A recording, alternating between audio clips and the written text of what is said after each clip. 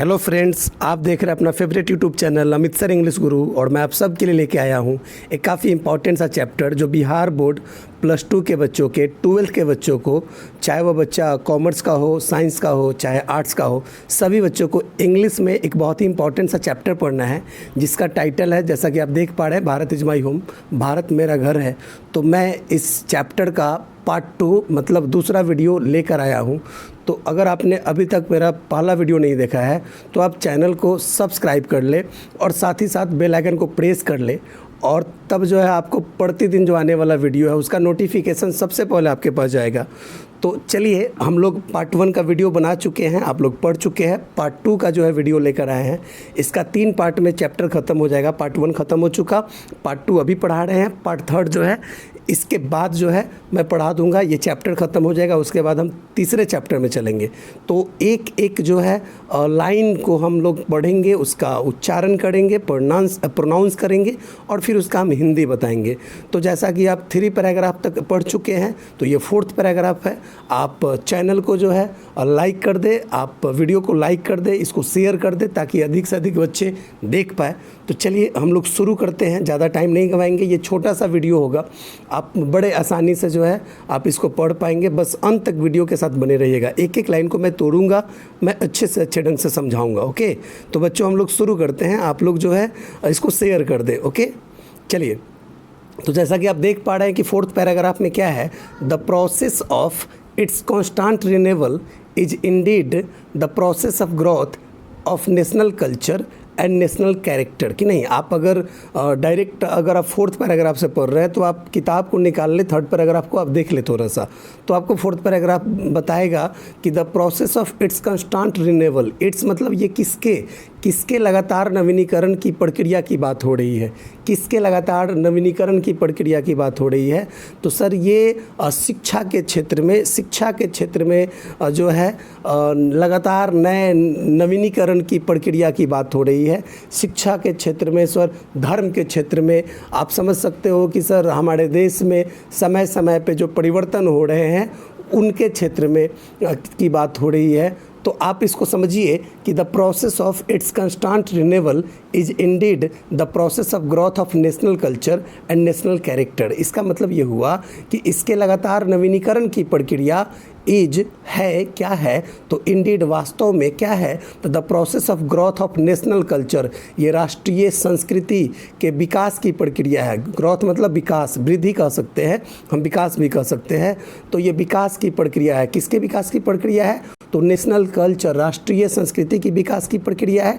National character और साथ ही साथ राष्ट्रीय चरित्र की विकास की प्रक्रिया है। अगर कहने का मतलब मेरे भाइयों कि हम देखते हैं कि कोई काम अगर हम कर रहे हैं, ठीक है, हमारा धर्म बहुत ही प्यारा है, बिल्कुल, लेकिन आप कैसे भूल जाते हैं कि जितना प्यारा मेरा धर्म है उतना ही प्यारा सामने वाला का भी धर्म है, और सबको जो है अपना अपना चीज़ प्यारा लगता है। तो अब समझ लीजिए कि जब अपना अपना करते रहोगे तो फिर कैसे होगा बताइए। लोग, हमारे गुरु महाराज गाते हैं, क्यों करता मेरा मेरा ये दुनिया रैन बसेरा, एक दिन सभी से नाता टूट जाएगा।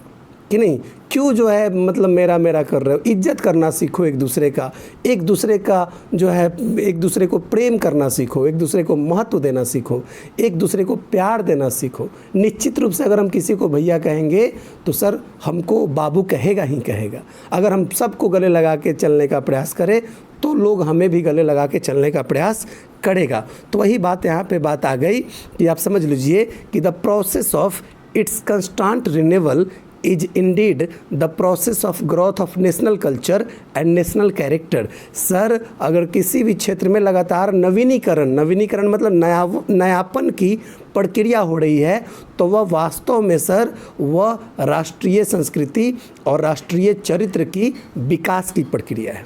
विकास की, राष्ट्रीय चरित्र और राष्ट्रीय संस्कृति के विकास की प्रक्रिया है। अगर आप मतलब धर्म और मजहब के आधार पर सर अपना अपना करेंगे तो समझ लीजिए कि हम बटे रहेंगे। हम बैकवर्ड फॉरवर्ड करते रहेंगे तो हम बटे रहेंगे। हम हिंदू मुसलमान करते रहेंगे, हम बटे रहेंगे। और सर एक दिन क्या होगा कि अपनी अपनी ताकत लोग दिखाएंगे, अपनी अपनी जोड़ आजमाइश दिखाएंगे।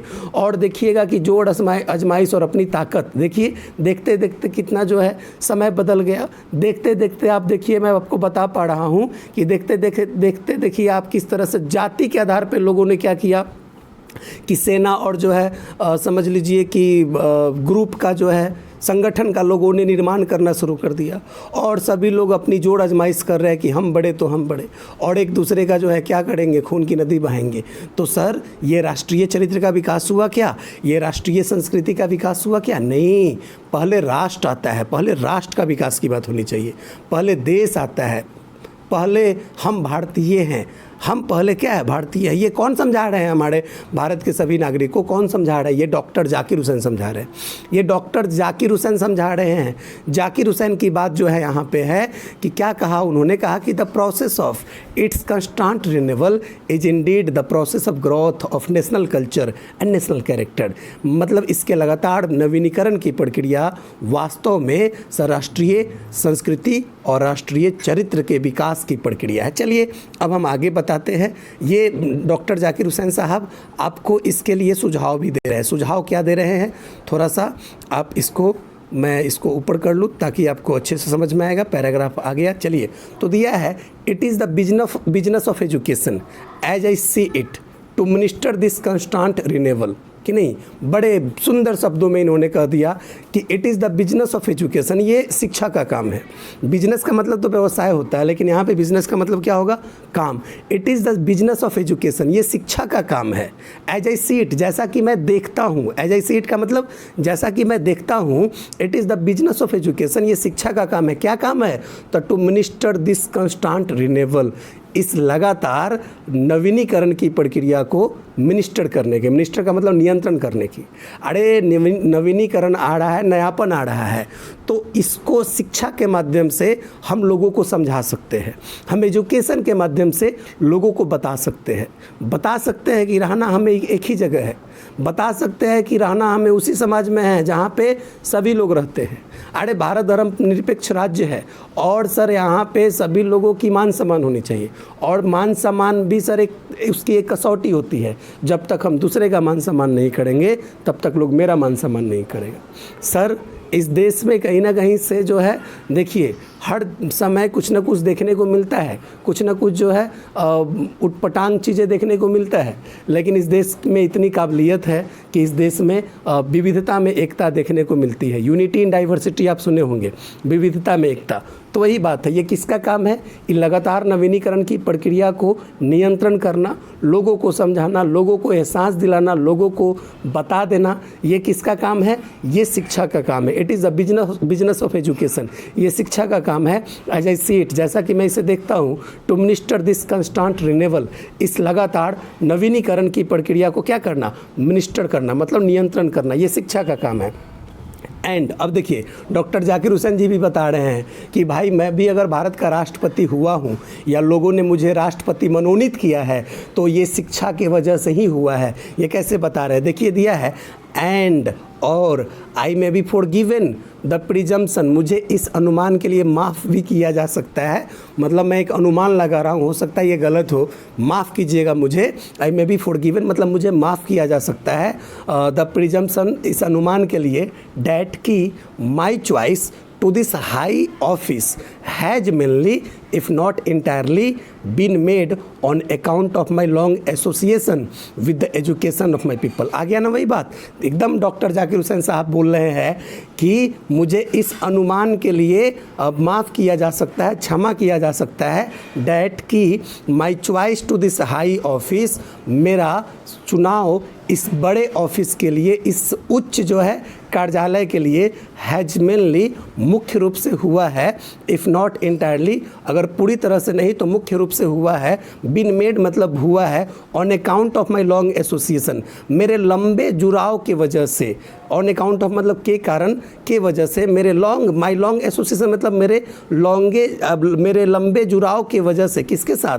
With the education of my people, मेरे लोगों के शिक्षा के साथ। इन्होंने बड़े बिल्कुल स्पष्ट शब्दों में कह दिया कि भाई अगर मुझे राष्ट्रपति के लिए चुना गया है, मुझे इस हाई ऑफिस के लिए चुना गया है, तो अगर ये पूरी तरह से सत्य नहीं है तो कम से कम मुख्य रूप से सत्य है कि ये मेरे लोगों के शिक्षा के साथ लॉन्ग एसोसिएशन, लंबे समय से मैं जुड़ा हूँ, उसके कारण से ये चुनाव मेरा हुआ है।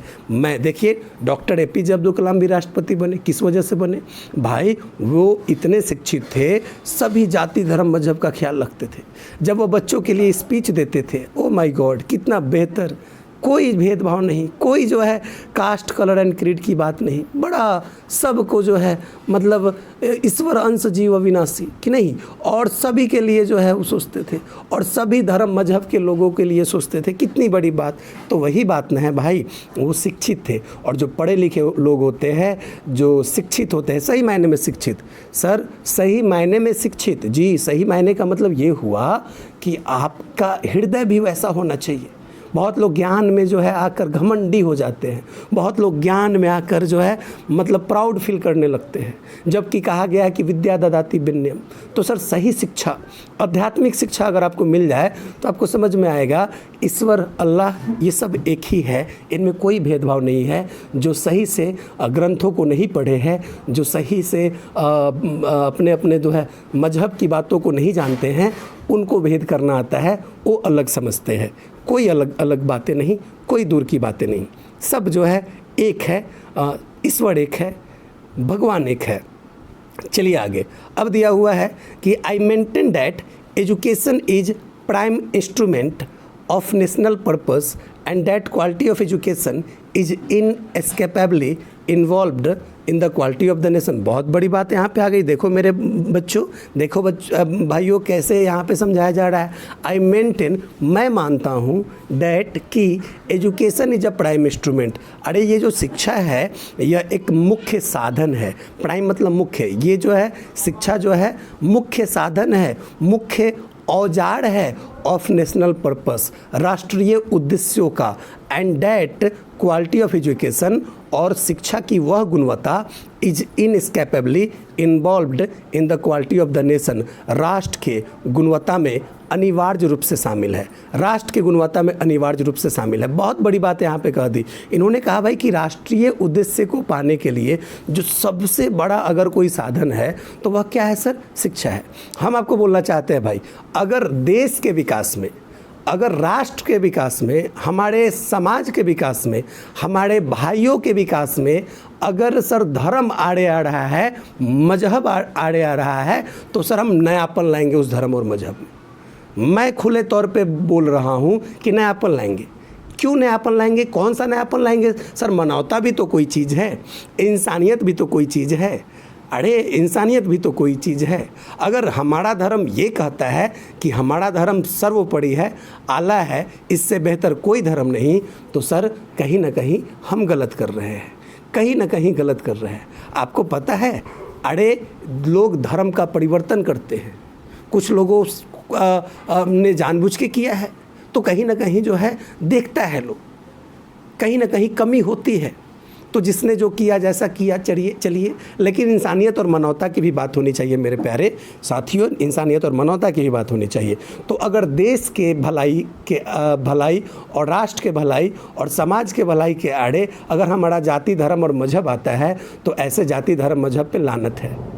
जब देश ही नहीं रहेगा, जब देश ही सुरक्षित नहीं रहेगा, जब यह राष्ट्र सुरक्षित नहीं रहेगा, जब हमारा समाज सुरक्षित नहीं रहेगा, तो हम जाएंगे कहाँ, हम रहेंगे कहाँ? अरे इस मनुष्य सामाजिक प्राणी है, और समाज सभी जाति धर्म मजहब के लोगों के मिल के बना है। किसने किसका सहयोग नहीं किया है, सब कहीं ना कहीं किसी न किसी हिसाब से एक दूसरे का सहयोग करते हैं। तो आपको समझना चाहिए मेरे मित्रों, यहाँ पे डॉक्टर जाकिर हुसैन साहब कितने प्यारे शब्दों में सबको समझा रहे हैं। आई मेंटेन, मैं मानता हूँ, डैट कि education is a prime instrument, शिक्षा एक मुख्य साधन है ऑफ नेशनल पर्पस, राष्ट्र के उद्देश्यों को, राष्ट्रीय उद्देश्यों को प्राप्त करने का। And that quality of education, और शिक्षा की जो गुणवत्ता है sir, is inescapably involved in the quality of the nation, वह राष्ट्र के गुणवत्ता में अनिवार्य रूप से शामिल है। मतलब जैसी जिस देश की शिक्षा होगी वैसे उस देश का विकास होगा, उन्नति होगी। बहुत लोग बोलते हैं कि अमेरिका बहुत विकसित है। सर अमेरिका इसलिए विकसित नहीं है, अमेरिका इसलिए विकसित नहीं है, अमेरिका तो बहुत छोटा सा देश है, भारत के सामने तो उसकी कोई कीमत नहीं है सर। लेकिन सर इसलिए विकसित नहीं है कि अमेरिका में बहुत सारी चीज़ें हैं सर, इसलिए विकसित है कि अमेरिका की शिक्षा व्यवस्था अच्छी है, वहाँ के लोग जाति धर्म मजहब के नाम पे हल्ला नहीं करते हैं, मिलजुल के रहते हैं। आपको आई हैव अ ड्रीम मैं पढ़ाऊँगा तो आप देखिएगा कि इससे भी, भारत से भी ज़्यादा दुर्दशा अमेरिका की थी एक समय में। लेकिन अब वहाँ के लोगों ने जब काले और गोरे के बीच का भेदभाव ख़त्म कर दिया तो आज देखिए अमेरिका वर्ल्ड पावर बना हुआ है, जबकि बहुत छोटी आबादी, भारत के सामने उसकी तो कोई मिसाल ही नहीं, भारत तो के सामने वो टिके ही नहीं। लेकिन हम लोग तो जाति धर्म में फंसे हुए हैं। तो सर हम लोगों को ऊंच नीच, अमीर गरीब, जाति मजहब से ऊपर उठ के सबका सहयोग करना पड़ेगा, तब जाके यह देश विकसित होगा। और जब सब विकसित होंगे तो सर समाज विकसित होगा, और इस तरह से हम एक विकसित समाज के प्राणी कहलाएंगे, विकसित समाज के व्यक्ति कहलाएंगे। तो आपको समझ में आ गया राष्ट्र की गुणवत्ता में कैसे जो है शिक्षा की गुणवत्ता शामिल है। जिस देश की जैसी शिक्षा होती है उस देश के लोग वैसे होते हैं, और जिस देश के लोग जैसे होते हैं उस देश की पहचान वैसी होती है। आपको समझ में आ रही होगी। चलिए, आपको बिल्कुल समझ में आ रही होगी। मैं आगे बढ़ता हूँ, पैराग्राफ नंबर 5 की तरफ चलता हूँ। पैराग्राफ नंबर 5 क्या कहता है? अब चलिए यहाँ पे डॉक्टर जाकिर हुसैन जी जब शपथ ले रहे हैं तो जितने मेरे हिंदू मुसलमान सिख ईसाई जितने भी भाई मुझे सुन पा रहे हैं, आपको भी एक शपथ लेने की ज़रूरत है, एक संकल्प लेने की ज़रूरत है। क्या संकल्प, क्या शपथ दिया हुआ है? आई therefore pledge myself to the loyalty of our past culture from wheresoever it may have come and by whomsoever it may have been contributed। बहुत बड़ी बात इन्होंने कहा, I therefore pledge myself to the loyalty of our past culture। ये कहते हैं, और इसीलिए I therefore मतलब मैं, इसीलिए प्लेज माई सेल्फ मैं खुद से शपथ लेता हूँ, टू द लॉयल्टी वफादारी का, किसकी वफादारी का? ऑफ आवर पास्ट कल्चर, हमारे इतिहास की संस्कृतियों का, हमारे बीते हुए संस्कृतियों के प्रति वफादारी का शपथ लेता हूँ। From where so ever it may have come, चाहे यह जहाँ से भी आया हो। From where so ever it may have come मतलब चाहे यह जहाँ से भी आया हो। एंड बाई हुम सो ever it may have been contributed, चाहे यह जिसके द्वारा भी लाया गया हो, चाहे यह जिसके द्वारा भी लाया गया हो, चाहे इसको लाने में जिसका भी योगदान हो। मैं उन सभी तरह के जाति धर्म मजहब के लोगों के प्रति वफादारी का शपथ लेता हूँ। कितनी बड़ी बात, सभी का ख्याल, सभी की चिंता। तो सर विद्वान जो होंगे, पढ़े लिखे लोग होंगे, वह तो झगड़े में नहीं पड़ेंगे, वह मारपीट में नहीं पड़ेंगे, वह विवाद में नहीं पड़ेंगे, वह लड़ाई झगड़े में नहीं पड़ेंगे। वो तो लोगों को समझाएंगे। उनको पता है कि कोई भी व्यक्ति किसी के भी काम आ जाए, एकदम आ जाता है भाई। बताइए, जानवर जब हमारे काम आ सकते हैं, बैल काम आ सकते हैं, गाय काम आ सकती है कि नहीं, बकरी काम आ सकते हैं, कुत्ता काम आ सकता है, इंसान एक दूसरे के काम कैसे नहीं आ सकता है? कैसे इंसान एक दूसरे के लिए मतलब एक दूसरे का दुश्मन हो सकता है? तो ये तो पढ़े लिखे लोगों की कमी है, एजुकेशन की कमी है। एजुकेशन में उस तरह की बातें, नैतिक शिक्षा नहीं दी जाती है कि बच्चे जो है पढ़ कर कल होकर जो है स्वावलंबी हो पाए, एक दूसरे को समझ पाए, एक दूसरे की भावनाओं को समझ पाए, एक दूसरे का कद्र कर पाए। ऐसा नहीं हो पाता है। तो इस वजह से सर यहाँ पे आप सभी को, हम सभी प्यारे मित्रों को, भाइयों को, बहनों को ये संकल्प लेने की ज़रूरत है कि हमें जो है मतलब अपने देश और देश के प्रत्येक नागरिकों के प्रति वफादारी का, उनके निष्ठा का ख्याल रखना है, उनके आस्था का ख्याल रखना है। चलिए, अब देखिए ना कितनी बड़ी बात है, क्या बड़ी बात है। देखिए, ये खुद डॉक्टर जाकिर हुसैन जी बोल रहे हैं, ये मैं नहीं बोल रहा हूँ, ये डॉक्टर जाकिर हुसैन जी बोल रहे हैं, आप बुरा नहीं मानिए। दिया है, I pledge myself to the service of the totality to my country's culture. ये बोलते हैं कि मैं खुद से शपथ लेता हूँ, to the service of the totality to my country's culture, अपने देश के संस्कृतियों की संपूर्णता, समग्रता की सेवा की शपथ लेता हूँ। मैं ये बोलते हैं कि मैं अपने देश के संस्कृतियों की पूर्णता की सेवा की खुद से शपथ लेता हूँ। ये बोल रहे हैं कि भाई हमारे देश की जो संस्कृति है, चाहे वह हिंदू संस्कृति हो, मुस्लिम संस्कृति हो, सिख संस्कृति हो, ईसाई संस्कृति हो, बड़े लोगों की संस्कृति हो, छोटे लोगों की संस्कृति हो, सभी संस्कृतियों की समग्रता, टोटलिटी, संपूर्णता की सेवा की शपथ लेता हूँ। मैं ख्याल सबका रखूँगा, मैं सोच सबके प्रति उचित रखूँगा। I pledge my loyalty to my country irrespective of religion और लैंग्वेज। कि नहीं, कितनी बड़ी बात कहा। ये कहता है I pledge my loyalty to my country, मैं अपने देश के प्रति वफादारी का शपथ लेता हूँ, इरिस्पेक्टिव ऑफ रिलीजन और लैंग्वेज, मैं भाषा और धर्म से हट कर शपथ लेता हूँ। भाषा और धर्म को मानकर नहीं, भाषा और धर्म से ऊपर उठकर। अगर हमारे देश में जो है 50 तरह की भाषाएं बोली जाती है तो मैं फलाने भाषा वालों की मदद करूंगा, ऐसा नहीं है। मैं फलाने धर्म और मजहब वाले की मदद करूंगा, ऐसा नहीं है। मैं देश के प्रति वफादारी का शपथ लेता हूँ। जो फैसला देश हित में होगा मैं वो फैसला लेके रहूँगा। मैं भाषा धर्म से बिल्कुल पड़े होकर मैं देश के प्रति वफादारी का शपथ लेता हूँ। I pledge myself to work for its strength and progress for the welfare of its people without distinction of caste, colour और क्रीड। देखिए, सीखिए आप, कितनी बड़ी बात इन्होंने कहा। इन्होंने कहा कि I pledge myself to work for its strength, its मतलब देश, यहाँ पे समझे, मतलब मैं देश के मजबूती के लिए, ताकत के लिए और विकास के लिए काम करने का, टू वर्क मतलब काम करने का स्वयं से शपथ लेता हूँ। For the welfare of its people, इसके लोगों के कल्याण के लिए काम करने का मैं शपथ लेता हूँ। Without distinction of caste, colour and creed, मतलब धार्मिक विश्वास, रंग और जाति के भेदभाव के बिना, जाति के भेदभाव के बिना। देखिए कितनी बड़ी बात, ये खुद बोल रहे हैं कि धार्मिक विश्वास, रंग और जाति के भेदभाव के बिना मैं इसके लोगों के कल्याण के लिए ये उन्नति और इसके ताकत के लिए काम करने का खुद से शपथ लेता हूँ। तो अब सोचिए आप, अब सोचिए, 1 मिनट क्या हो गया ये, अब आप सोचिए कितनी बड़ी बात यहाँ पे आई, कितनी बड़ी बात यहाँ पे आई। थोड़ा सा हो गया प्रॉब्लम, कोई बात नहीं, इट हैपेंस। तो बताइए कितनी बड़ी बात हो गई यहाँ पे, किस तरह से ये डॉक्टर जाकिर हुसैन जी सभी भाइयों को समझा रहे हैं। बिल्कुल समझ में आया। चलिए, पढ़े लिखे लोगों की बात ही अलग होती है। पढ़े लिखे लोग जो होते हैं वह बहुत ही बेहतर ढंग से कोशिश करते हैं कि देश में कोई माहौल ख़राब ना हो, देश के सभी लोगों को लगे कि हाँ भाई हम सबको मिल के रहना चाहिए। और ऐसा जो है ये तभी हो पाएगा जब आप पूरे देश को जो है आप अपना परिवार मानिएगा। और ये डॉक्टर जाकिर हुसैन साहब मान रहे हैं। देखो क्या लिखते हैं, बोलते हैं the whole of Bharat is my family, my home and its people are my family. अरे पूरा का पूरा भारत मेरा घर है। गलती कहाँ होता है, ये मेरा कॉलोनी है, ये मेरा घर है, ये मेरा गांव है। अरे भाई मैं बोल रहा हूँ ना, क्यों करता मेरा, ये दुनिया रैन बसेरा। जिस घर को, मकान को, दुकान को, परिवार को, खानदान को आप आज अपना अपना कर रहे हैं, यही गलती आपके पूर्वज करते थे, आपके दादा परदादा करते थे, हमारे दादा परदादा करते थे। ये मेरा दुकान, ये मेरा मकान, ये मेरा घर, और कहते कहते चले गए और दुकान और मकान और घर जहाँ के तहाँ हैं। तो क्यों करता मेरा, ये दुनिया रैन बसेरा। अरे भाई खुदा और भगवान के पास जाना है। आपने नहीं सुना क्या, सजन रे झूठ मत बोलो, खुदा के पास जाना है, ना हाथी है ना घोड़ा है, वहाँ पैदल ही जाना है। तो सर अब कैसे करना पड़ेगा, किस तरह से चलना पड़ेगा।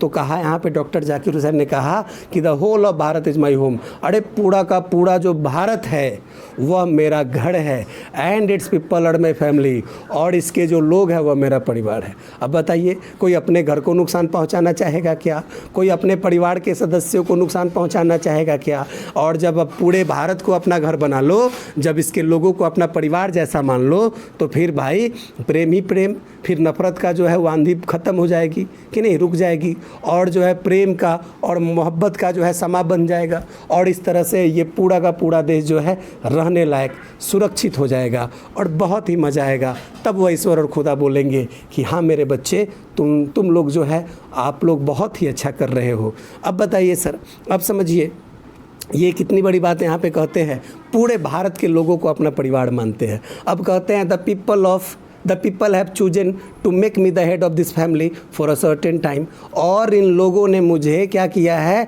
कि चुना है निश्चित समय के लिए। फॉर अ सर्टेन टाइम मतलब निश्चित समय के लिए चुना है। The head of this family, इस परिवार का मुखिया चुना है, भारत का राष्ट्रपति चुना है, इस भारत रूपी परिवार का, भारत रूपी घर का परिवार का मुखिया चुना है निश्चित समय के लिए। तो यहाँ पे क्या बोल रहे हैं डॉक्टर जाकिर हुसैन जी, बोल रहे हैं it shall be my earnest endeavour. तो ये मेरा तीव्र प्रयास होगा to seek to make this home strong and beautiful. इस घर को मैं मजबूत और सुंदर बनाऊँ, ये मेरा तीव्र प्रयास होगा to seek to make this home strong and beautiful, इस भारत रूपी घर को मैं मजबूत और सुंदर बनाऊं। अ वर्दी होम फॉर ग्रेट पीपल, कि नहीं, एक योग्य घर बनाऊं फॉर ग्रेट पीपल, महान लोगों के लिए। इंगेज्ड, जो व्यस्त हो, जो लगे हो, वैसे महान लोगों के लिए जो लगे हो, जो व्यस्त हो।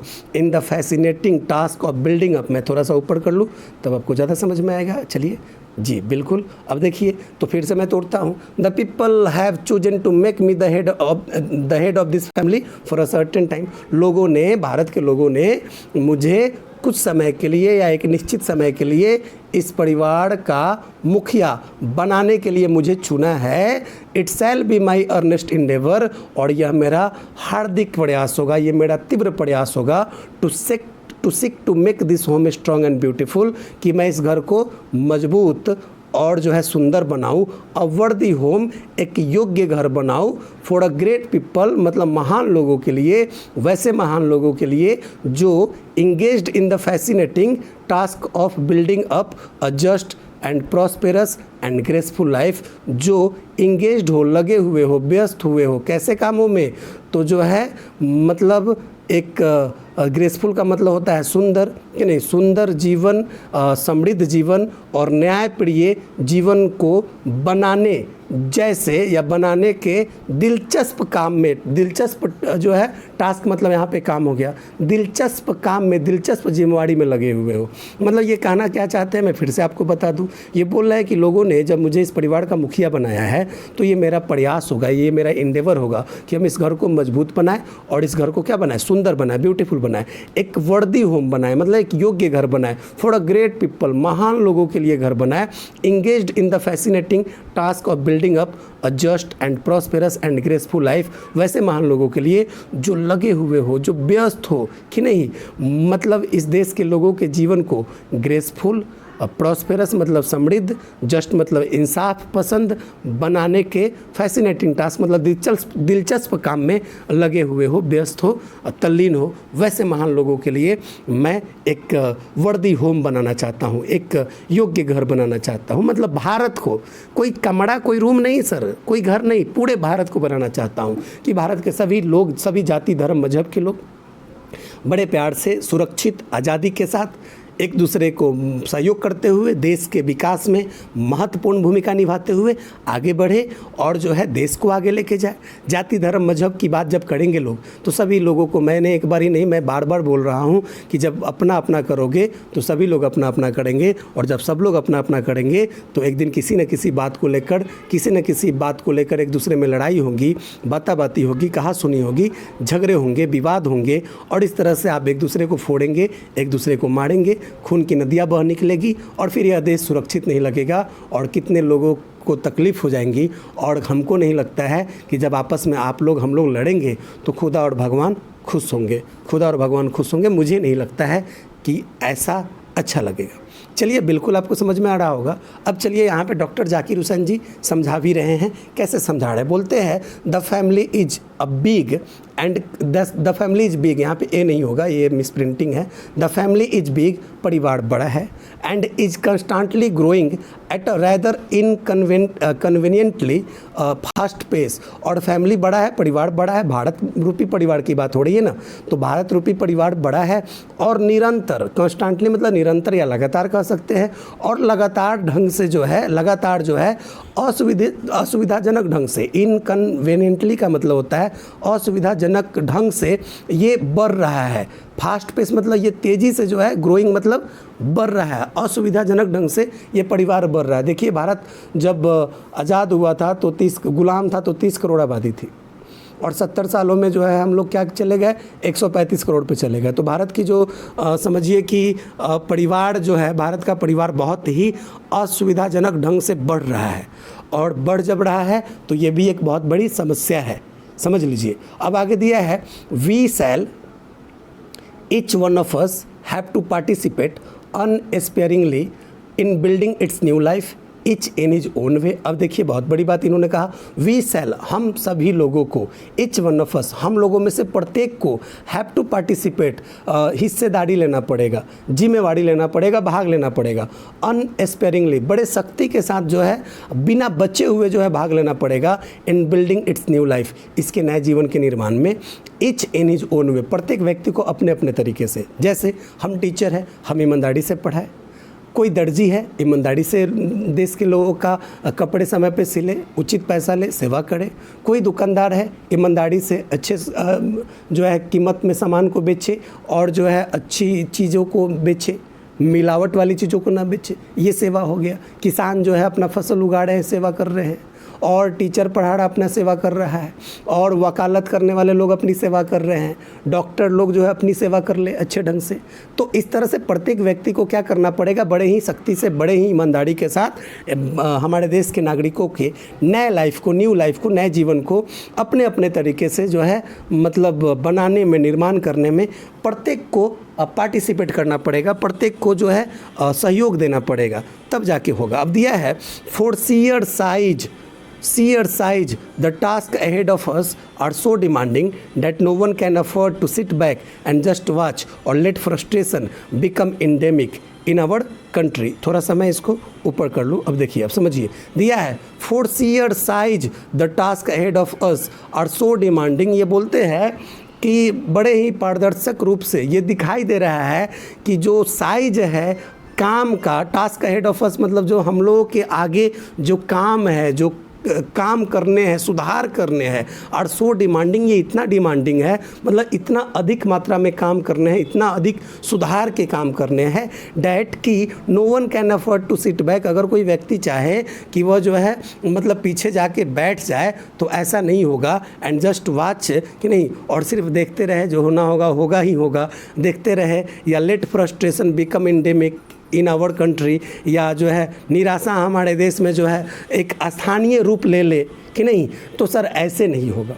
मतलब हमारे देश में जो है इतनी परिस्थिति बुरी है, और अगर कोई व्यक्ति, हमारे देश के नागरिक ऐसा सोचते हैं कि हम बैठ जाए, हम काम न करें, कि नहीं, हम देखते रहे, कि नहीं, हाथ पे हाथ धके बैठ जाए, और निराशा हमारे देश में जो है स्थानीय रूप से जो है बनी रहे, ये तो इस तरह से हमारे देश का विकास नहीं हो सकता है। विकास तब होगा जब देश के प्रत्येक नागरिक, सभी कोई अपने अपने ढंग से, अपने अपने काम से किस तरह से समाज जो है बेहतर हो जाए, सभी लोगों को संदेश मिले, सभी लोग एक दूसरे से मदद करने लग जाए, एक दूसरे से मदद लेने लग जाए, एक दूसरे की हेल्प करने लग जाए, सहयोग करने लग जाए, सेवा की भावना, परोपकार की भावना, दया की भावना लोगों में आने लग जाए।